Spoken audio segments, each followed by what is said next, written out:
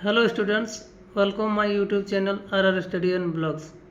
चलिए एक और आज महत्वपूर्ण प्रश्न लेकर आए हैं साइंस विषय का, जो कि आपका 21 तारीख के जो एग्ज़ाम होने वाला साइंस का उसका बीवीए क्वेश्चन लेकर आए हैं, जबकि 5 नंबर क्वेश्चन 5 मार्क्स का क्वेश्चन रहेगा, जो कि आपके एग्ज़ाम के दृष्टिकोण से बहुत ही महत्वपूर्ण है। तो चलिए देखते हैं क्या प्रश्न। चलिए क्वेश्चन है, श्रेणीक्रम संयोजन को परिभाषित कीजिए। इन श्रेणीक्रम संयोजन को परिभाषित करना है और 3 प्रतिरोध R1, R2 तथा R3 को श्रेणीक्रम संयोजन के लिए समतुल्य प्रतिरोध के लिए व्यंजक प्राप्त करें। यानी श्रेणीक्रम संयोजन को परिभाषित करना है और 3 प्रतिरोध अगर दिया हुआ है R1, R2 और R3, तो इसका व्यंजक प्राप्त करना है। यानी समतुल्य प्रतिरोध कैपिटल R बराबर R1 plus R2 plus R3 हम लोग को प्राप्त करना है। तो चलिए देखते हैं हम लोग श्रेणीक्रम संयोजन क्या है। तो श्रेणीक्रम संयोजन यानी सीरीज कॉम्बिनेशन, अनेक प्रतिरोधों को श्रेणीक्रम संयोजन में जुड़ा हुआ तब कहा जाता है जब पहले प्रतिरोध का अंतिम छोर दूसरे प्रतिरोध के प्रथम छोर से और दूसरे प्रतिरोध का अंतिम छोर तीसरे प्रतिरोध के पहले छोर से इत्यादि इस क्रम में अगर जुड़ा रहता है तथा उन सभी प्रतिरोधों से एक समान विद्युत धारा प्रवाहित होती है। मान लीजिए 3 प्रतिरोध है, ये R1 एक प्रतिरोध है, ये R2 है और ये R3 है। ये R1 प्रतिरोध का पहला छोर A है, मान लीजिए दूसरा छोर B है। तो कह रहा है कि प्रतिरोध का अंतिम छोर यानी ये जो R1 प्रतिरोध इसका अंतिम छोर क्या होगा B, और R2 का पहला छोर क्या होगा B। तो ये दोनों को जोड़ना है। इसी तरह दूसरा का अंतिम छोर क्या हो जा रहा है C, और तीसरा का पहला छोर है C। इस तरह से इसको जोड़ना है। तो इस तरह से अगर हम लोग जोड़ते हैं तो इसको हम लोग कहते हैं श्रेणीक्रम संयोजन। तो इस तरह से इसका परिभाषा देना है। चलिए अब हम लोग इसको प्रमाणित करते हैं।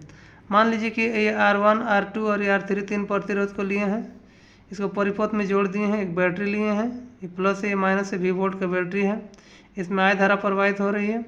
तो ये जो R1 प्रतिरोध है इसका सिरा A और B, यहाँ पर I धारा प्रवाहित होगा, इसमें भी I धारा, यानी करंट जो फ्लो होता है वो समान धारा प्रवाहित होता है, लेकिन विभवांतर अलग अलग होता है। जो R1 है इसके विभवांतर जो होगा यानी A और B के बीच में जो विभवांतर होगा वो होगा VA माइनस VB होगा। इसके जो होगा VB माइनस VC होगा। यहाँ से क्या हो जाएगा R3 का VC माइनस VD होगा। और इसमें I करंट फ्लो हो रहा है समान धारा, लेकिन विभवांतर अलग अलग होगा। तो यार यहाँ पर ये कुंजी है जो कि इसको दबा देंगे तो करंट फ्लो होगा V वोल्ट के बैटरी से। ये एमीटर यहाँ जोड़ा गया है, एमीटर जोड़ा गया है जो कि ये विद्युत धारा को मापता है। वोल्ट मीटर भी यहाँ लगा सकते हैं हम लोग, विभवांतर को मापता है। चलिए क्या लिए हैं, माना कि R1, R2 तथा R3 3 प्रतिरोध श्रेणीक्रम में संयोजित है। यहाँ देखिए R1 ये है और R2 और R3 तीनों को श्रेणीक्रम संयोजित कर दिए हैं और इन सभी प्रतिरोधों से एक समान धारा I प्रवाहित होती है। ये जो तीनों प्रतिरोध समान करंट क्या फ्लो हो रहा है, I प्रवाहित हो रही है।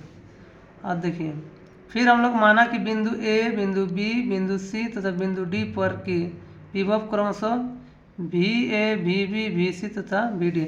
ये जो बिंदु A है इस पर विभव कितना है V है, B पर विभव VB, C पर विभव VC, D पर विभव VD है। ये दोनों बिंदुओं के बीच विभवांतर क्या होगा VA माइनस VB। दोनों के बीच विभवांतर VB माइनस VC, दोनों के बीच विभवांतर VC माइनस VD। तो चलिए ओम का नियम से क्या कहता है, ओम का नियम क्या कहता है V बराबर IR। तो V बराबर IR यानी R1 प्रतिरोध के छोरों के बीच का विभवांतर, ये जो R1 है इसके ऊपर छोर कौन कौन है A और B, इसके बीच के विभवांतर क्या हो जाएगा यानी VA माइनस VB बराबर IR1। ये दोनों के बीच के विभवांतर क्या होगा V बराबर क्या होता है IR। तो यहाँ से VA माइनस VB विभवांतर होगा और IR होगा IR1 होगा। तो यानी VA माइनस VB बराबर IR1, ये समीकरण 1 कर दिए। R2 प्रतिरोध के छोरों के बीच का विभवांतर VB माइनस VC बराबर IR2 होगा। ये जो R2 प्रतिरोध है B और C के बीच के विभवांतर क्या होगा VB माइनस VC। तो VB माइनस VC बराबर क्या होगा IR2, यानी VB माइनस VC बराबर IR2, ये समीकरण 2। R3 प्रतिरोध यानी C और D के बीच जो R3 प्रतिरोध है इसके बीच के विभवांतर क्या होगा? R3 प्रतिरोध के छोरों के बीच के विभवांतर VC माइनस VD बराबर क्या होगा? IR3। ये समीकरण थे। तीनों को अगर जोड़ देते हैं तो क्या हो जाएगा? BA माइनस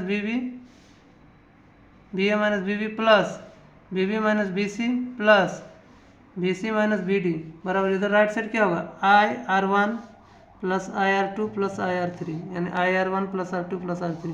देखिए यहाँ से BB माइनस में प्लस में कट गया, ये minus BC plus BC cut गया, बचा क्या? BA minus BD। उधर क्या बचा?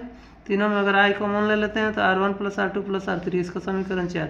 अब देखिए, अब यदि R1 R2 तथा R3 प्रतिरोधों का समतुल्य प्रतिरोध R1 यानी तीनों प्रतिरोध के बदले अगर हम लोग R1 R2 और R3 के बदले अगर हम लोग समतुल्य प्रतिरोध R1 लेते हैं तो R प्रतिरोध के छोरों के बीच के विभवांतर देखो, यहाँ से पूरा अगर R तीनों के बदले R लेते हैं तो BA माइनस BD हो जाएगा, ये दोनों बिंदुओं के बीच में R हो जाएगा।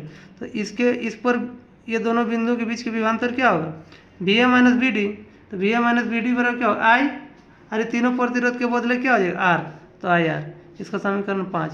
और समीकरण 4 और 5 से अगर हम लोग कंपेयर करेंगे तो लेफ्ट साइड में दोनों का बराबर है, तो राइट साइड क्या हो जाएगा? दोनों बराबर। तो देखते हैं इधर,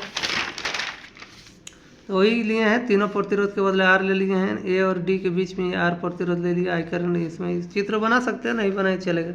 समीकरण 4 और 5 से क्या हो जाएगा? समीकरण 4 और 5 से यहाँ से हम दिखाए थे, जो 4 और 5 से, ये 4 और 5 लेफ्ट साइड दोनों का बराबर है तो राइट साइड बराबर हो जाएगा, यानी IR बराबर IR1 plus R2 plus R3 हो जाएगा, यानी IR1 बराबर IR बराबर IR1 plus R2 plus R3। I cancel हो जाएगा, R बराबर बचेगा R1 plus R2 plus R3। यही होता है श्रेणी क्रम संयोजन का समतुल्य प्रतिरोध ज्ञात करने के लिए R बराबर। तो इस तरह से अगर आप लोग प्रूव करते हैं तो आपको पूरा मार्क्स मिल जाएगा। और अच्छा से अगर इसको बनाइए तो पूरा मार्क्स मिलेगा, क्वेश्चन आने की पूरा संभावना है। इस तरह से आप एक बार स्क्रीनशॉट लेना चाहते हैं तो ले सकते हैं बढ़िया से पूरा का। और आप लोग देखिए, ये इसका लास्ट है, आप लोग ले सकते हैं। चलिए, वीडियो अगर अच्छा लगा तो मेरे चैनल को सब्सक्राइब कर दीजिए, लाइक कमेंट शेयर कर दीजिए। इस तरह से आप लोग अगर मेरे चैनल को सब्सक्राइब कर दीजिएगा तो हमको मेरा मनोबल कुछ बढ़ेगा और इस तरह से और वीडियो हम बनाएंगे। चलिए, बहुत बहुत धन्यवाद।